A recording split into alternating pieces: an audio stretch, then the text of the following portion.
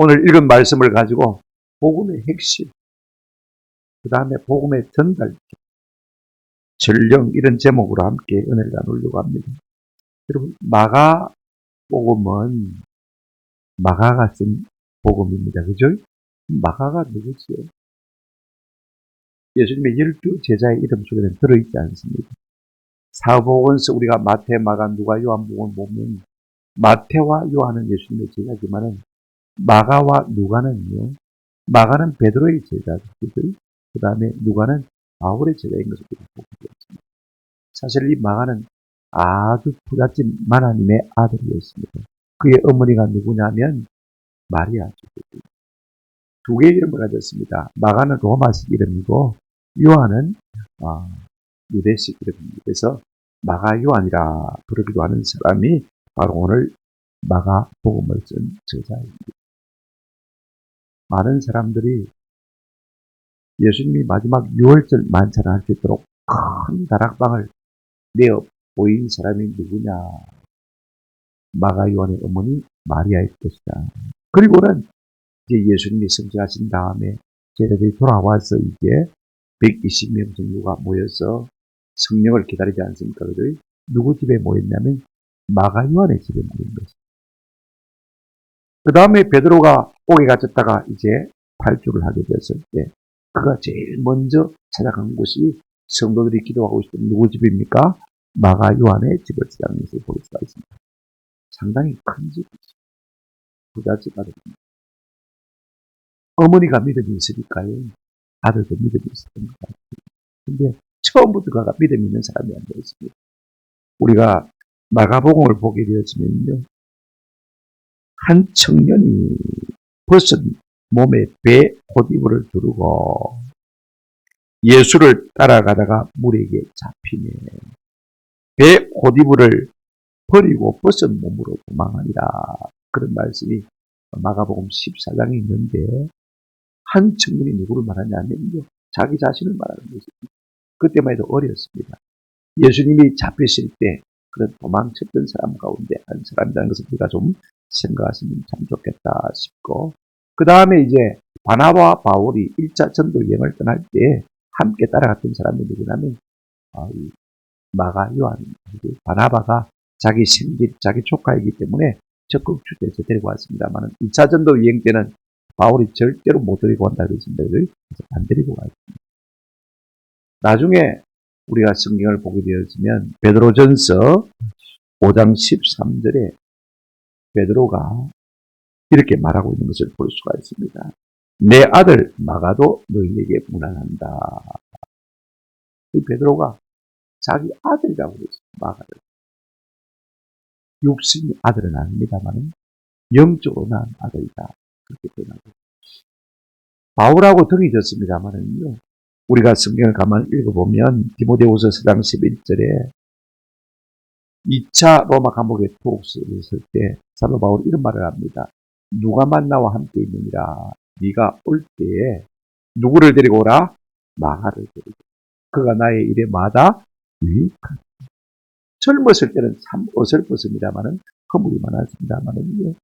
나이가 들면서 상당히 성숙한 주님의 제자로 성장해 있는 것을 우리가 보게 되었습니다. 그만큼 하나님의 신실한 인물로 세월이 가면서 자라갔다 그 말씀인 것이죠. 그런 마가를 하나님이 감동하셔서 마가복음을 기록하게 하신 것을 볼 수가 있습니다. 베드로가 네가 네 대신 좀 글을 쓰라 이렇게 말했던 것 같아요.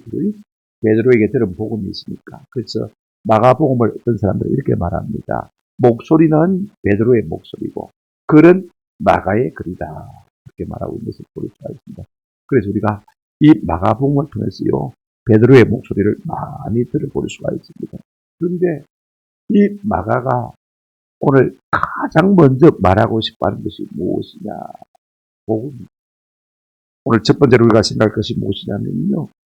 복음의 핵심인데 1절 한번 보시기 바랍니다. 뭐라고 말하고 있죠? 하나님의 아들 예수 그리스도의 복음의 뭐라? 시작이라. 어쩌면요. 마가복음의 원래 제목은 하나님의 아들 예수 그리스도의 복음 시작. 이렇게 표현할 수가 있을 것 같아요. 참 중요한 말일 것 같습니다. 옛날에는 두루마리니까, 그죠? 지금 우리가 성경을 뭐 아무데나 펴가지고 어디든지 내가 읽고 싶은데 읽을 수가 있습니다만, 그죠? 그 당시에는 두루마리를 읽어야 되니까 제일 처음부터 풀지 않으면 풀립니까? 안 풀리는 것이 돌돌 말려 있으니까 말입니다. 그래서 1장 1절을 제일 먼저 읽게 되는 것입니다. 제목이 뭐예요? 하나님의 아들 예수 그리스도의 복음의 시작. 이것이 제목입니다. 지금 그는 복음을 전하고 싶다는 것을 보여줍니다. 복음이 무엇입니까? 한번 들어갑시다. 좋은 소식. 예. 유앙겔론 이렇게 말하는데, 유란 말은 좋은, 안겔로스란 말은 소식이란 말입니다. 세상에서 가장 좋은 소식이 뭐냐? 가난한 사람에게 진짜 좋은 소식은요, 복권에 당첨되는 거겠죠, 그죠? 병든 사람에게 진짜 좋은 소식이 뭐겠습니까? 연세대학병원에 무슨 방사선 치료기가 하나 들어왔는데 금액이 3조 든다고 그래요.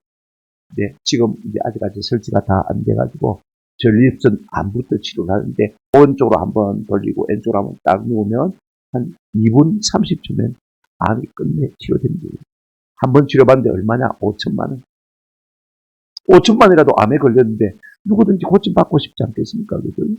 그래서 암에 걸린 사람에게는 이 치료기가 굉장히 복음입니다. 근데 우리 가운데는 부유한 사람도 있습니다. 그죠? 그런가 하면 또 건강한 사람도 있습니다. 별로 그것이 복음처럼 안 들리는 사람도 있습니다.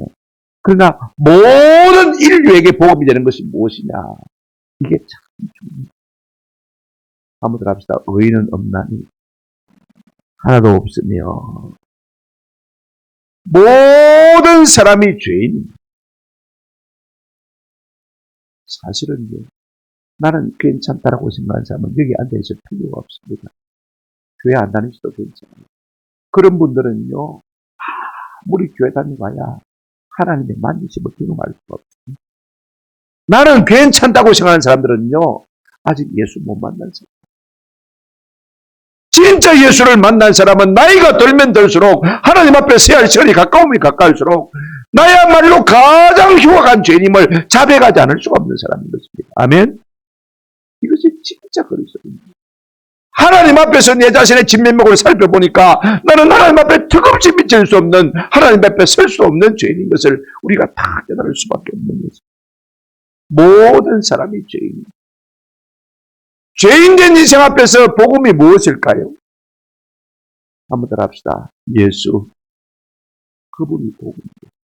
여러분, 예수 이름의 뜻이 뭐지요? 우리가 마태복음 1장 21절을 통해서 합니다. 아들을 낳으니 그 이름을 뭐라라? 예수라라. 이는 그가 자기 백성을 저희 뭐해서? 죄에서 구원할 것이다. 우리 모든 인류가 다 죄인인데 가장 사모하는 소식이 뭐냐? 죄에서 구원할 자를 우리가 가장 사모하는 것 아닙니까? 죄가 무엇입니까? 네 가지 아닌 것이죠. 나한테도 아닌 것이고, 니한테도 아닌 것이고, 우리 모두에게도 아닌 것이고, 아무튼 하나님께도 아닌 것.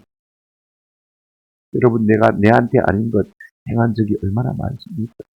니한테 아닌 것 우리가 강제로 그들에게 악하게 행한 것 얼마나 많습니까? 우리에게도 아닌데 그것을 내가 하고 싶어서 한 것이 한두 가지가 아니지 않습니까? 심지어는 하나님 앞에서도 아닌데 알면서도 우리가 연약해서 범죄한 것 얼마나 많이 있습니까? 그러므로 모든 인류에게서 가장 복된 소식은 뭐냐? 우리를 죄에서 건져주실 자 누구요? 예수 그리스도. 이것이 가장 큰 복입니다. 그런데 그 예수 그리스도가 누구냐? 오늘 마가는 간략하게 이렇게 말하고 있습니다. 한번 따라합시다. 하나님의 아들 예수. 우리의 구원자로 오신 그분이 하나님의 아들이란 거예요. 예수의 아빠가 누구시냐? 하나님이시란 것입니다. 그러면 끝난 것입니다. 여러분, 우리 아버지가 윤석열 대통령이라면요, 교회당 하나 새로 짓는 것은 누워서 떡 먹기입니다. 어느 건축회사에서 야, 허가 줄 테니까 고은교회 좀 알아봐라. 지어주라 말도 안 합니다. 그죠? 고은교회 가서 소원이 뭔가 한번 물어봐라. 그러면 끝나는 거예요. 아멘? 하나님이 우리 아버지시라면요, 그분이 말하면 끝나는 것입니다. 아멘? 그러니까 그분이 누구라고요? 하나님의 아들이라고 말하고 있는 것을 볼 수가 있습니다. 다른 말이 필요가 없습니다. 마가는 조금도 주저하지 않고, 마가가 살던 시대는 로마의 황제가 하나님인데 예수가 하나님이고 하나님의 아들이라고 말하고 있는 것을 볼 수가 있습니다. 우리가 마가복음 1장 11절 보면 예수님이 물에서 세례를 받고 올라오실 때 하나님께서 말씀하셨어요. 하늘로부터 소리가 나기를 너는 내 사랑하는 아들이다. 너는 내 사랑하는 아들이다. 내가 너를 택해서 이스라엘 백성을 모든 민족을 죄에서 구원할 자. 9장 7절의 베나산상에서 우리 하나님께서 예수님을 향해서 이렇게 말씀하셨습니다. 마침 구름이 와서 그들을 덮으며 구름 속에서 소리가 나되 한번 더 합시다. 이는 내 사랑하는 아들이요. 내 사랑하는 아들이. 하나님께서도 예수님이 내 아들인 것을 증거해 보였죠. 그런가 하면 마가복음을 우리가 통해서 보게 되어지면요. 귀신들도 예수님이 하나님의 아들이라고 고백하고 있는 것을 볼 수가 있습니다. 한번 보실까요? 마가복음 3장 11절. 더러운 귀신들도 어느 때든지 예수를 보면 그 앞에 엎드려 부르짖어 이르되 당신은 하나님의 아들입니다. 심지어는 귀신들도 두려워 떨면서 그 앞에 엎드려서 예수님 당신은 하나님의 아들입니다. 그랬습니다. 마가복음 15장 39절. 예수님을 십자가에 못 박는 일에 총책임자로 있던 이 로마 군대 백부장 고넬료가 말입니다. 뭐라고 외쳤습니까? 예수를 향하여 섰던 백부장이 그렇게 숨지심을 보고 이르되 이 사람은 진실로 누구요? 하나님의 아들입니다. 어떻게 숨지심을 보고요? 다 이루었다. 아버지여 내 영혼을 받으시옵소서. 저들의 죄를 사하여 주옵소서. 이는 자기 하는 것을 알지 못합니다. 십자가에서 그렇게 외치고 부르짖던 그 예수님의 모습을 보면서 그런 진실로 하나님의 아들이었다라고 자백하고 있는 것을 볼 수가 있습니다. 이방 사람이지만 신명기 17장과 19절에 두세 사람의 증인이 있으면 그것을 확증할 것이라고 했습니다. 한 사람의 말로는 안 되지만 하나님도 예수님이 내 아들임을 인정하셨습니다. 심지어는 마귀도 그렇게 고백했습니다. 이방인인 백부장도 진실로 그런 하나님의 무엇이었다? 아들입니다. 그럼에도 불구하고 우리가 믿지 않는다면 우리는 참 마음이 굳은 사람이죠. 여러분 사도 바울 되기 전에 사울로서 예수 믿는 사람을 많이 핍박했습니다. 핍박한 이유는 간단합니다. 예수가 자기를 누구라고 했습니까? 하나님의 아들이라고 했습니다. 이런 신성 모독죄가 어디 있습니까? 그를 따르는 사람은 다 신성을 모독하는 사람이라고 생각했기 때문에 예수를 핍박한 것을 볼 수가 있습니다. 우리가 사도행전 9장을 보게 되지만 그가 부활하신 예수님을 만나자마자 제일 먼저 한 것이 무엇입니까? 사도행전 9장 20절을 볼까요? 우리 이성은 목사님 지난번에 설교할 때 이 말씀하셨습니다만은 적시로 각 회당에서 한번 더 합시다. 예수가 하나님의 아들이심을 전파하니 그는 예수님이 내가 하나님의 아들이라고 할 때 신성을 모독한다고 생각했습니다. 그래서 잡아 죽여야 마땅하다고 생각했습니다. 예수를 만나고 난 다음에는 진실로 그분이 누구라고요? 하나님의 아들. 하나님의 아들이신 예수님을 우리가 부인한다면 우리는 큰 죄를 짓고 있는 것입니다. 큰 실수를 하고 있는 것입니다. 그분이 우리의 구원자이십니다. 아멘? 그런다면 이렇게 말하고 있습니다. 하나님의 아들 한번 더 합시다. 예수, 그리스도의 복음. 예수는 그리스도라고 말하고 있습니다. 이 그리스도란 말은요, 헬라식 이름으로 음명한 것인데 이런 것입니다. 한번 더 합시다. 메시아. 이스라엘 백성들은 메시아라 하면 모르는 사람이 없습니다. 그죠? 메시아가 무슨 뜻이냐면 기름 부음 받은 자란 말인데 의미적으로는 그렇습니다만은요. 한번 더 합시다. 구원자. 하나님께서 자기 백성을 구원하시기 위해서 보내실 구원자가 바로 누구라고요? 예수다. 그 말씀입니다. 그분이 우리의 죄 문제를 해결하기 위해서 자기 백성을 자기 죄에서 건져내시기 위해서 보낸 하나님의 구원자라 그 말이 되었습니다. 그렇기 때문에 이것이 우리에게 복음이라는 말씀입니다. 여러분 베드로가 마태복음 16장 16절에 보면 너희는 나를 누구라 하냐라고 물었을 때 베드로가 이렇게 말합니다. 주는 그리스도시요 살아계신 하나님의 아들입니다라고 고백한 것을 우리가 잘 알고 있습니다. 예수님, 당신은 나의 구원자이십니다. 나의 하나님이십니다. 지금 마가복음을 시작하면서 마가는 꼭 그와 같은 고백을 하고 있는 것을 볼 수가 있습니다. 오늘 이것이 인류에게 복음인 것입니다. 그래서 사도 바울은 로마서 1장 16절에 이렇게 말하고 있습니다. 내가 복음을 부끄러워하지 아니하노니 이 복음은 모든 믿는 자에게 구원을 주시는 하나님의 능력이 됨이라 그렇게 말하고 있습니다. 여러분, 이 복음이란 말 대신에 예수를 넣어서 한번 읽어보실까요? 내가 예수를 부끄러워하지 아니하노니 이 예수는 모든 믿는 자에게 구원을 주시는 하나님의 능력이 됨이라. 할렐루야. 이것이야말로 참 복음인 것입니다. 모든 인류에게 복음 중에 복음, 좋은 소식 중에 좋은 소식은 뭐냐? 나를 죄에서 구원할 자가 예수 그리스도 하나님의 아들이란 말입니다. 할렐루야. 그분이 오셔서니 그분을 믿기만 하고 그분을 붙들기만 하면요, 우리가 죄에서 사함받는 것입니다. 아이고, 죄에서 사함받는 거 별로 안 달갑습니다. 병이나 고쳐주시면 좋겠습니다. 죄 사함받으면 소자야, 네 죄 사함을 받았느니라. 자리를 들고 일어나 말쩌다 걸어갈지어. 영적인 문제가 해결되어지면 육체의 문제도 해결될 줄로 믿습니다. 그러니까 이게 중요한 거예요. 심령이 고침받고 치료받는 것이 중요한 것이지 내가 병 고침받고 부자 되는 것이 중요한 것이 아닙니다. 이 문제만 선결되어지면요, 그것 없이도 얼마든지 살아갈 수가 있는 것입니다. 사도 바울은 이 예수를 만난 다음에 사도행전 9장 22절 보십시오. 여태까지 예수를 핍박했지만은 그가 어떻게 하고 있습니까? 사울은 힘을 더 얻어 한번 따라합시다. 예수를 그리스도라 증언하여 다메섹에 사는 유대인들을 당혹하게 하니라. 유대인들은요, 예수가 메시아라고 안 믿었습니다. 그런데 내가 만나보니 예수가 메시아 맞더라. 너희가 십자가에 못 박아 죽인 그 예수가 그리스도더라, 메시아더라. 지금 이 고백을 하고 있는 것을 볼 수가 있습니다. 예수님은 우리의 구원자이십니다. 할렐루야. 그분만이 우리의 소망이 있습니다. 그러므로 예수 그리스도 그분만이 우리의 소망인 것입니다. 우리의 복음인 것입니다. 예수를 내 마음속에 구주로 영접함으로 말미암아 이 복음을 누리는 은혜가 우리 가운데 있기를 주님의 이름으로 축원합니다. 두 번째로 여러분 보십시오.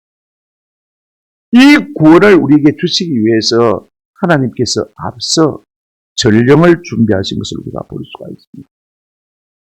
우리 모두가 다 구원을 사모합니다. 그죠?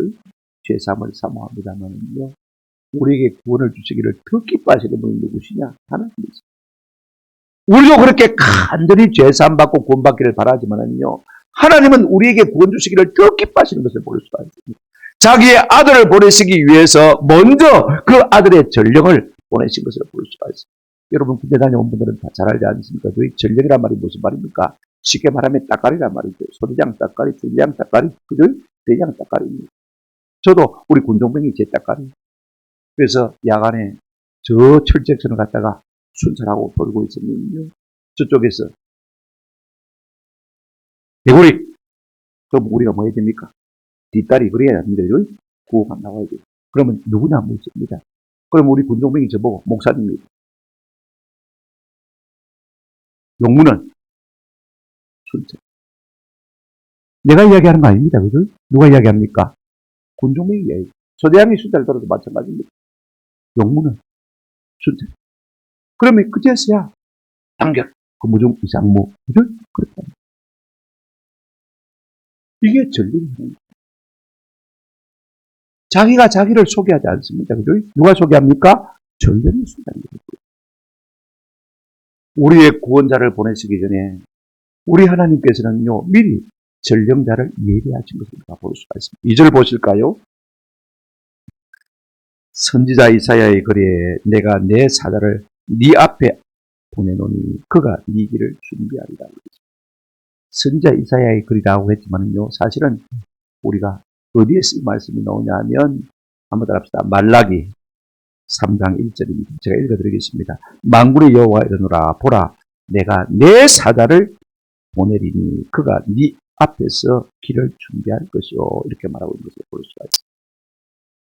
우리 예수님의 길을 준비할 한 전령, 한 따까리를 보내시겠는데 그분이 누구냐? 세례요한이 그 말입니다. 이 말이 무엇을 의미하냐면요, 그만큼 우리 하나님은 우리의 마음을 준비시키기 위해서 그 아들 예수를 영접하도록 하시기 위해서 미리부터 준비하시고 계획하셨다 그 말이 되십니다. 세례 요한이 하늘에서 떨어진 건 아닌데 하나님께서 미리 오래전부터 준비하시고 예비하시고 그리고 예언하시고 말씀하시고 때가 되면 그렇게 세례 요한을 우리 가운데 보내주셨다 그 말씀인 것입니다. 그 다음 보십시오. 3절 한번 보시기 바랍니다. 광야에서 외치는 자의 소리가 있어 이르되 너희는 주의 길을 준비하라. 그의 오실 길을 곱게 하라. 기록된 것과 같이. 이것은 이사야서 40장 3절 4절 예언된 말씀입니다. 근데 여러분 공통된 단어가 딱 두 군데 있습니다. 2절 3절에 보시면요. 여호와의 길을 마라 예비하라. 앞에도 예비하라. 이게 중요합니다. 그러면 전령이 하는 일이 무엇이냐? 주님이 오시는 길을 닦는 것입니다. 물리적인 길을 만드는 것이 아니고 마음을 이미 정비하는 것입니다. 예수님이 그 속에 들어오실 수 있도록 사람의 마음을 준비시키는 것입니다. 아멘. 그래서 무슨 표현을 쓰고 있냐면요. 골짜기는 돋구어지고 그 다음에 산은 언덕은 뭐하고요? 낮아지고 팽팽하게 만들어서 사람의 마음이 그 다음에 고침을 받고 마음을 입은 다음에 그래야 예수님이 오실 수가 있습니다. 이게 무슨 말입니까?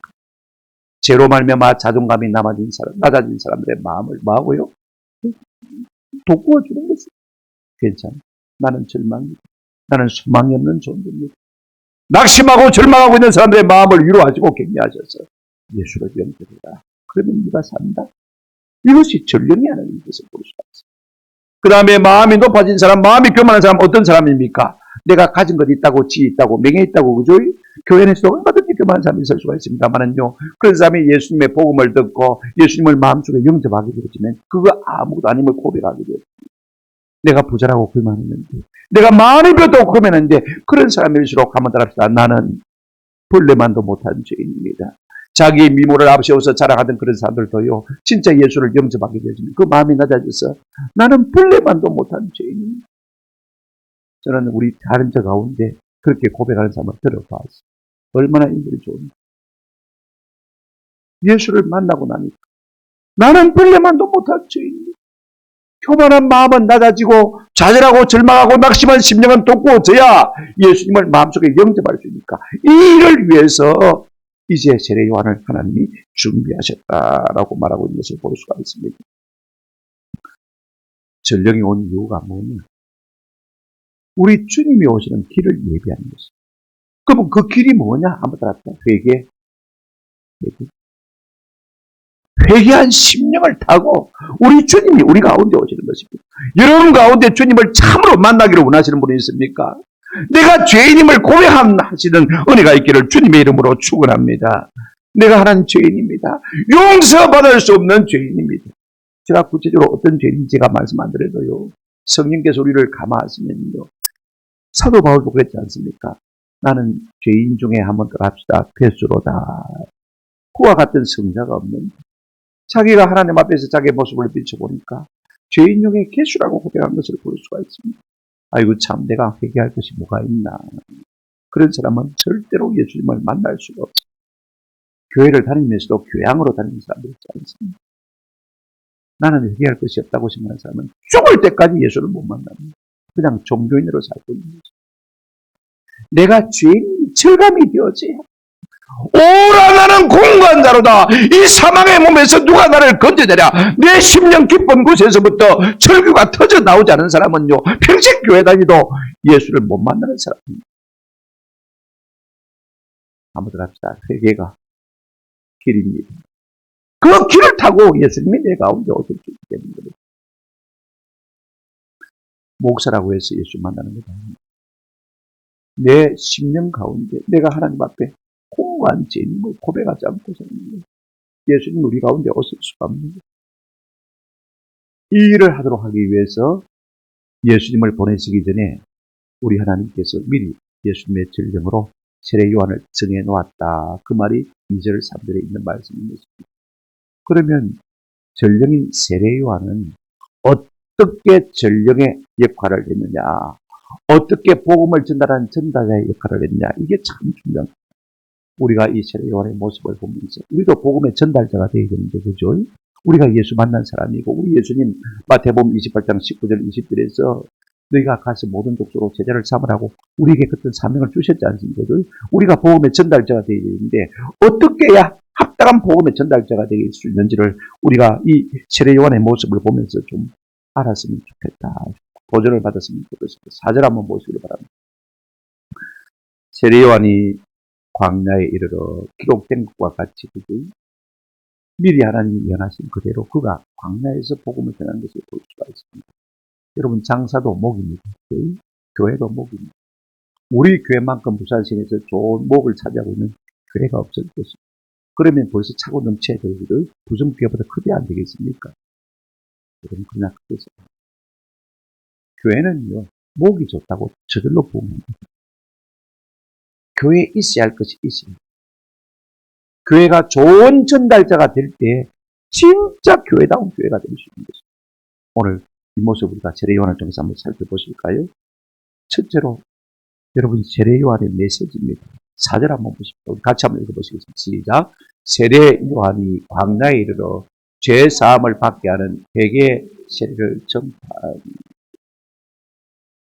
광야에 있는데 무슨 사람이 거기까지 모이겠느냐. 우리 당진 동길교회가요.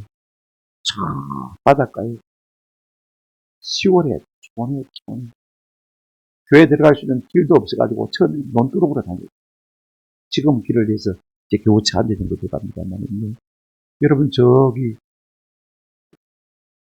갑자기 교회 이름이 생각나면 그 김에 녹산에 있는 교회 뭡니까? 아 세계로 교회. 손현보 목사님 진짜 제가 좋아합니다. 701 특강재단에 군정병을 오기 전에 말입니다. 고참들한테 얼마나 지어 터졌는지 여러분 소총 비특기를 가지고 힙으로 맞았으니까요. 그 엉덩이가 상했습니다. 그래도 나는 교회 갑니다. 초대장, 중대장들도 두 손도 맞춰 들고 그럼 니는 교회 가라 줘요. 그렇게 인정받은 지금. 그 바닷가에 조그만 시골에 지금은 세계로 교회가요. 대한민국에서 모르는 사람들이 없어요. 어떻게 하면 그와 같은 광야에까지 사람이 몰려가느냐. 첫째 한번 따라합시다. 회개 메시지가 있었습니다. 세례 요한이 회개 메시지를 아니 사람들 보고 회개하라고 그러면 사람들 안 갑니다. 이런 사람들 다 도망갑니다. 놀라운 것은 회개가 있어야 예수님을 만나고 예수님을 만나야 성령이 그 가운데 부어지고 성령을 체험해야 불덩을 해야 됩니다. 아멘? 그게 순서입니다. 진짜 좋은 목사는 회개하라고 외치는 목사. 회개해야 예수님이 오시거든요. 더 길게 이야기할 수 있습니다만은 말씀을 드리지 않습니다. 수가성 우물가의 여인이 그렇게 해서 세워졌습니다. 현장에서 가늠하다가 잡힌 여인이 그렇게 해서 세워졌습니다. 성경에 많은 인물들이요 그렇게 해서 하나님 앞에 아름답게 쓰임받은 것을 우리가 잘 알고 있습니다. 돈이 전부인 것처럼 금방 떨던 사람들도 회개하고 나면 얼마나 견디는지 모릅니다. 서임중 목사님 그러더라고요. 박혜준 씨가 자기 교회에 나왔는데 편신도 그분이 국무총리로 잠시 있다가 이제 외국 갔다가 공항에 들어오는데 이제 국무총리가 공항에 기빈실로 들어오니까요. 국무위원들이 다 빠져나갔지 않습니까? 자기는 저 끝머리에서 줄을 서 있는데 다른 사람들은 대충 인사하고 자기에게는 와서 막 큰 소리를 하더랍니다. 목사님 덕분에 잘 다녀왔습니다. 그러니까 사람들이 놀래가 저 사람이 누구?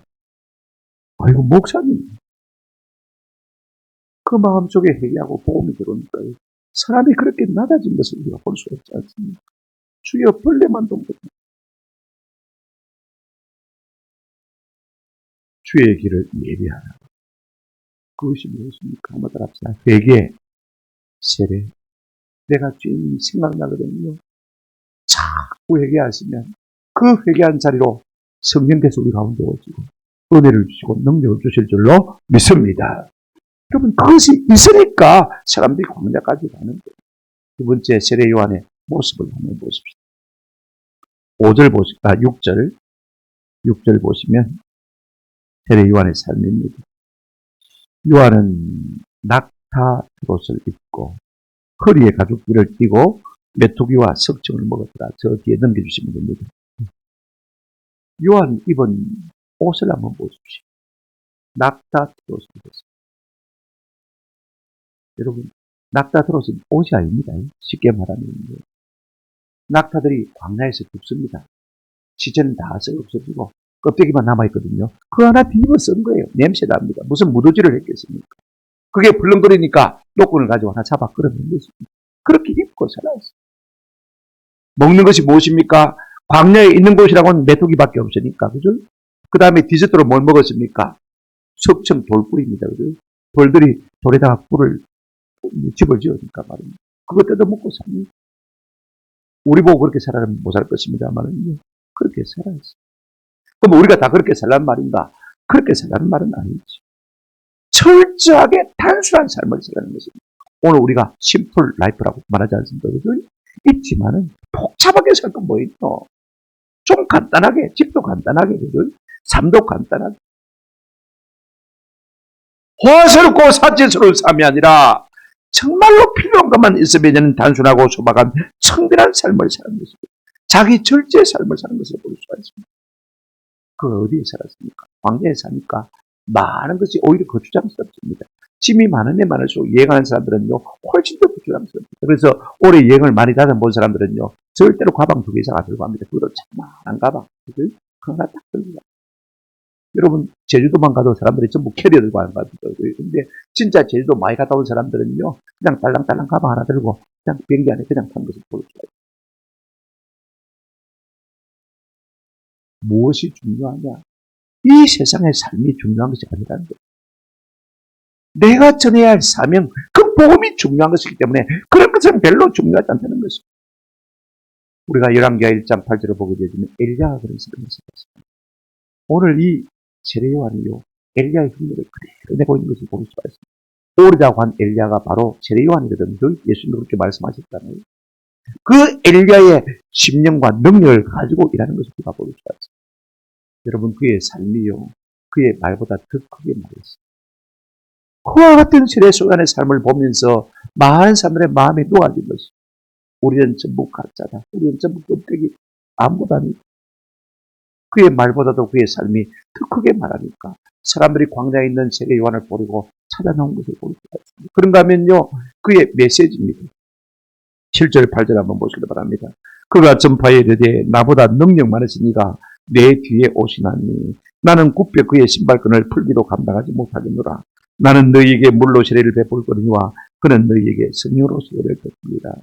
그는 조금도 주저하지 않고 자기를 눈꼽만큼도 들이지 않고 예수가 내 뒤에 오시는 분이 예수가 나보다 훨씬 능력이 많으신 분이다. 나는 그분 앞에 신발끈 묻는 일도 감당하지 못할 줄입니다라고 말하고 있습니다. 이건 자기 겸손을 떠났어요. 예수님을 그가 바로 안 됐습니다.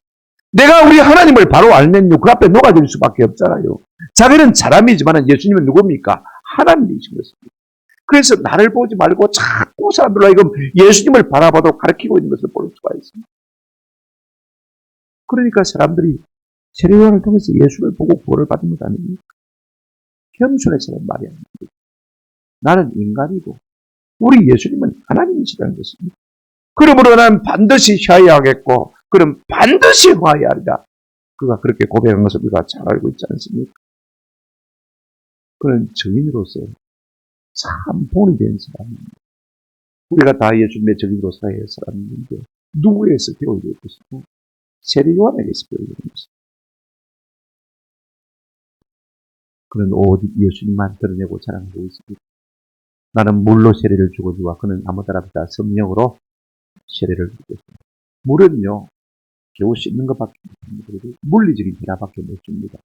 불, 성령, 이것은요, 화학적인 변화밖에 없습니다. 불로 태워버리면 없어지지 않고 사라져요. 제가 사라져요. 씻는 정도가 아닙니다. 없어져요.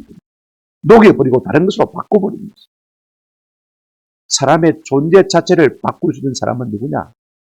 성령님밖에 없어요. 그럼 성령님은 어디서 나오느냐? 한번 들어봅시다. 예수님으로부터. 나를 바라보지 말고 예수를 끊임없이 그분이 네게 죄사함을 주셨어요. 아멘.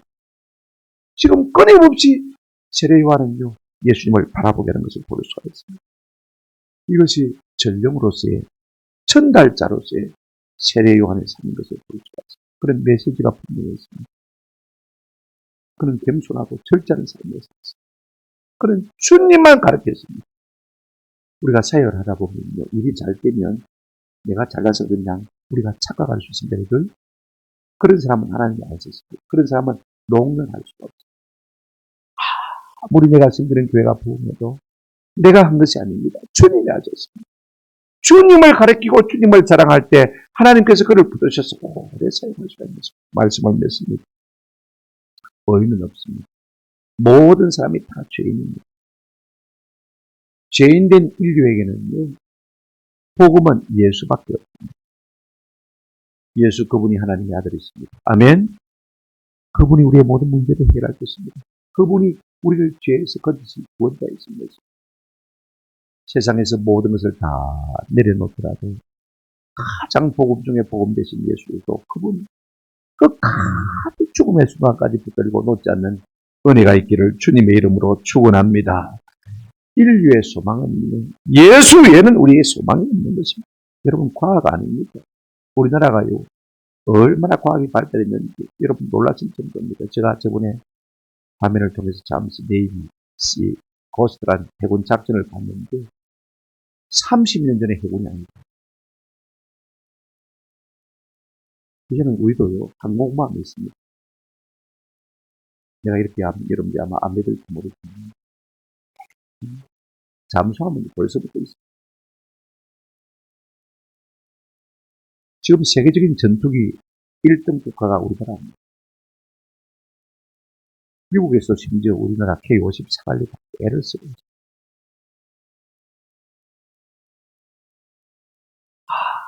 우리 과학이 발달합니다. 우리를 죄에서 건지실 자는 예수 누구밖에 없습니까? 그리스도 하나님 아들 그분밖에 없는 것입니다. 우리가 인류에게 줄 소망이 뭐냐? 예수 그리스도. 우리가 이분의 전달대로 우리의 남은 생애를 살아가는 은혜가 있기를 바랍니다. 그렇게 살리면 우리의 메시지가 분명해집니다. 아무데나 회개해라. 우리 하나님 앞에 죄입니까?